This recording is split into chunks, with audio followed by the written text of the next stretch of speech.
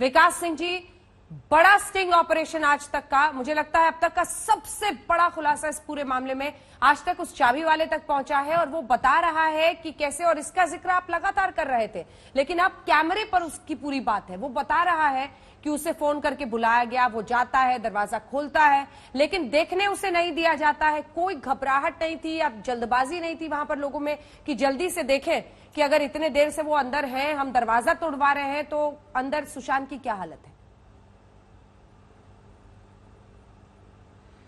देखिए अंजना जी, देखने नहीं देना तो चलो एक वो बात है, वो मैं तब भी मान सकता हूं, लेकिन उसको गेट तक जाकर के बाहर निकाल करके तब दरवाजा खोला। आप मान लीजिए, आप कहते हैं चलो भाई इसका तुम उधर मुंह वाला दरवाजा खोलते, कम से कम अर्जेंसी तो होनी चाहिए थी ना दरवाजा खोलने की। दरवाजा खोल के, अच्छा अगर अर्जेंसी नहीं थी, मैंने मान लिया चलो अर्जेंसी नहीं थी, आपने कहा कि चलो देखेंगे शायद सो ही रहा होगा सुशांत सिंह राजपूत, तो हम जाकर के छोड़ के आएंगे। तो जब उसके बाद जब लटका देखा और जब देखा कि उसकी ऑलरेडी उसकी जान जा चुकी है, तो ना तो फोटो खींचा, ना इंतजार किया, जो कि बहन 10 मिनट बार बार ये बात कर रहा था पिठानी से बहन से, तो बहन 10 मिनट दूर ही थी, रास्ते में चल चुकी थी 1 घंटे पहले, 10 मिनट दूर ही सिर्फ वहां से थी, तो उसका वेट कर लेता, आने के बाद उतारता नीचे, सो दैट की बहन भी देखती कि हाँ भाई की मौत किस तरह से हुई है। उसके आने के पहले बॉडी को लिटा दिया पलंग पे, और जिस तरह से काटा भी है, बड़ा अनप्रोफेशनल तरीके से काटा, और जितना वजन था सुशांत सिंह का, पिठानी के बस का नहीं था अकेले उसको उतारना, तो 2-3 लोग लगे होंगे। अगर एक्चुअली लटका होगा तो मेरे से डाउट है, मेरे को तो लगता है लटका भी था कि नहीं था, लेकिन अगर लटका भी था तो उसको इतना उतारना आसान नहीं था, क्योंकि आप ऐसे ही काट के बॉडी को गिरने तो नहीं दे सकते ना किसी भी इतने एक एम्प्लॉय और या एक उसका स्टाफ होने के हैसियत से या दोस्त की हैसियत से।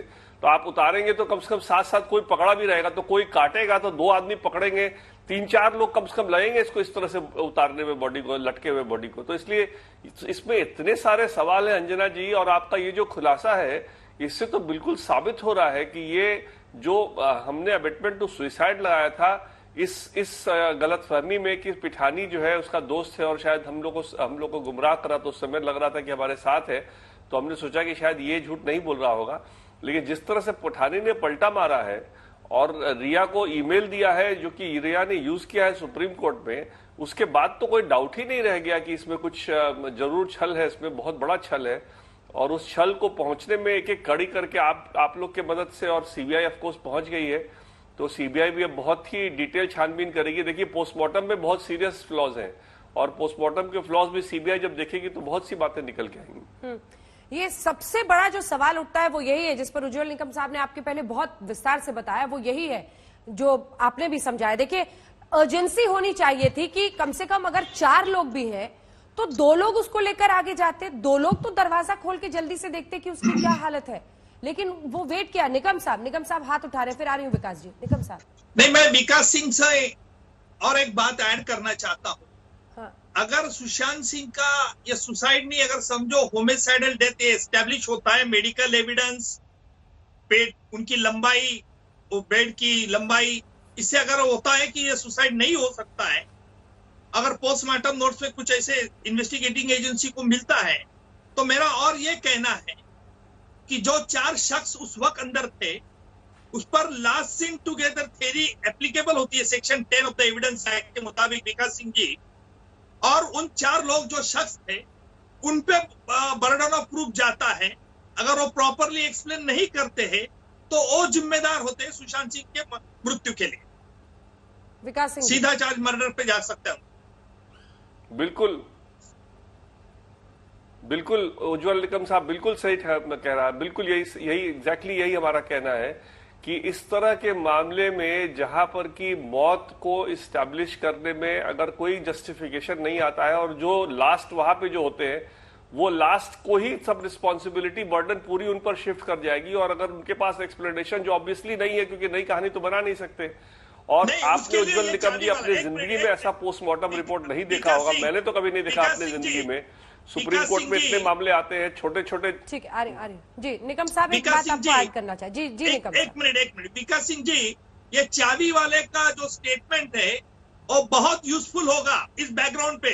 अगर ये होमिसाइडल डेथ पहले एस्टेब्लिश होता है मेडिकल एविडेंस के, फिर चाबी वाले का evidence direct attacking on the conduct of the 4 person who were inside the flat, और लास्ट इन टू की थ्योरी एप्लीकेबल हो जाती है। अगर उन्होंने प्रॉपरली नहीं एक्सप्लेन किया चाबी वाले का स्टेटमेंट के बारे में, तो शायद उन पे ही चार्ज आता है। विकास सिंह जी। और उज्जवल निकम जी, जो मैं बात अभी कर रहा था, आपने सही फरमाया कि पोस्टमार्टम रिपोर्ट, अंजना जी, हम लोग सुप्रीम कोर्ट में रोज देखते हैं पोस्टमार्टम रिपोर्ट, छोटे छोटे अस्पतालों में पोस्टमार्टम रिपोर्ट बन के आता है। इतना कैजुअल और इतना इनकम्प्लीट पोस्टमार्टम रिपोर्ट मैंने अपने जिंदगी में कभी नहीं देखा।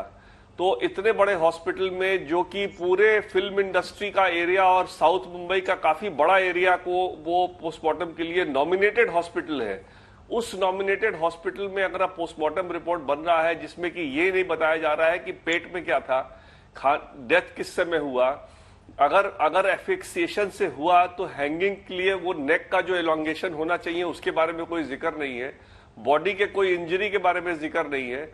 अगर वो सर्वेंट्स का जो कहना है कि जूस पिया था मॉर्निंग में और नारियल पानी पिया था, तो अगर तुरंत डेथ हो गया तो फिर तो वो सारा स्टमक में होना चाहिए था अनडाइजेस्टेड, तो उसके बारे में कोई जिक्र नहीं है।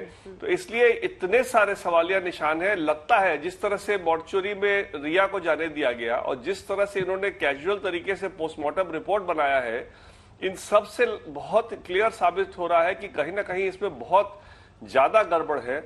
और इसीलिए हम लोग इतने परेशान इतने दिनों से रहे हैं। अब जाकर के फाइनली सीबीआई पहुंची है मुंबई में, क्योंकि अभी तक तो क्या था ना कि सीबीआई के ऑर्डर हो जाने के बावजूद जब तक सुप्रीम कोर्ट में मामला लंबित था, तो सीबीआई भी सोच रहा था कि अभी हम एकदम से एक्शन लेंगे तो कहीं सुप्रीम कोर्ट एडवर्सली ना दे ले। खास करके मुकुल रोहतगी जी ने बिहार सरकार की तरफ से कह दिया था कि कोई एक्शन अगले डेट तक नहीं होगा, प्रेसिपिटेट एक्शन। तो इसलिए सीबीआई वेट कर रहा था कि सुप्रीम कोर्ट का ऑर्डर होगा तभी मुंबई पुलिस भी असिस्टेंस सही तरह से करेगा। तो इसलिए अब जाकर के पहली बार अब हम लोग को अब होप लग रहा है परिवार को कि अब जाकर के इस मामले के सच्चाई तक हम लोग पहुंच पाएंगे और जो दोषी है उनको सजा मिल पाएगी। और ये अगर ज्यादा चांस, जिस तरह से अब निकलते जा रहा है, बात खुलते जा रहा है, ज्यादा चांस ये मर्डर की तरफ ही जा रहा है और सुसाइड का तो ये मामला बिल्कुल है ही नहीं, क्योंकि जो गले पे जो निशान भी है अंजना जी, वो निशान भी उस तरह के कपड़े का नहीं है जिस तरह के कपड़े को उन्होंने दिखाया है। कोई कुर्ते को यूज करके दिखाया है कि वो कुर्ता जो है उसको मोड़ करके उससे बनाया गया, वैसा कपड़ा कभी भी निशान ऐसा नहीं छोड़ेगा, वो पूरे गले पर आएगा। इसलिए वो जो है वो मतलब इतने सारे सवाल उठते जा रहे हैं सवाल हैं। और जैसा उज्जवल निकम साहब भी कह रहे थे। जी नमस्कार, मैं हूं अंजना ओम कश्यप। हमें उम्मीद है ये वीडियो आपको पसंद आया होगा। लेटेस्ट खबरों के लिए यूं ही देखते रहिए आज तक, और इस वीडियो के पसंद आने पर लाइक, शेयर एंड सब्सक्राइब करना ना भूलें।